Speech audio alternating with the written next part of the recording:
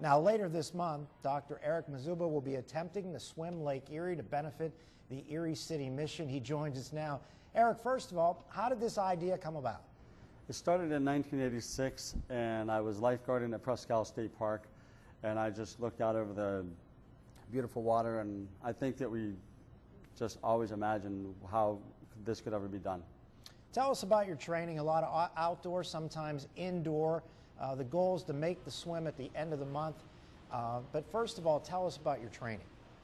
The training is really a matter of making sure that I recover right.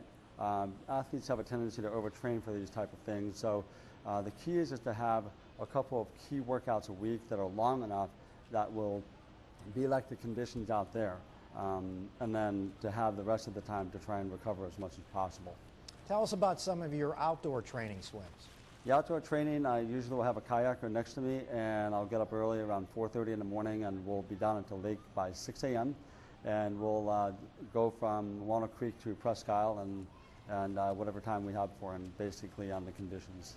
What will be the determining factor for when you decide to head out? Really the weather, looking for a high pressure system coming over this part of the country that doesn't move too fast, and we're also looking for low winds and definitely no headwind. That's probably the most important thing. Now, you've been part of these swims before in support groups. What do you take from those previous swims and apply them to this one?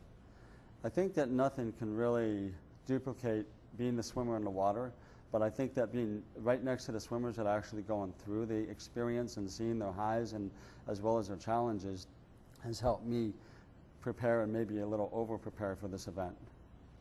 Tell us about some of those other swims you were a part of and what you did with those swims. Well, I saw what Josh Haynes went through the first time when he swam across in 2006 and also last year in 2011. And I also saw what Mitch Ranzenberger went through in 2010. And I think that when I saw the low times in those voyages, understanding that there's going to be those high points and no low points, and understanding what is out there and what I'm up against. Now, the plan is to raise some money for the Erie City Mission. How can donations be made? They can be sent to my office, or they can bring them in. Basically, we're not only accepting funding, but we're also accepting clothing donations as well. And they can stop by our office or send it in to 4125 West Ridge Road. Now, in high school, you had a chance to swim for the McDowell Trojans and later at Slippery Rock University. What would it mean to you personally to pull this off?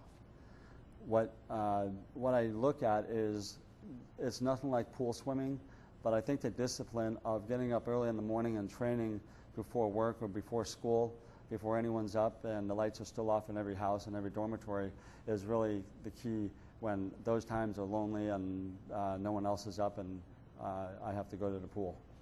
Dr. Mizuba, thanks so much for stopping by, and good luck with the swim sometime this month. You're welcome.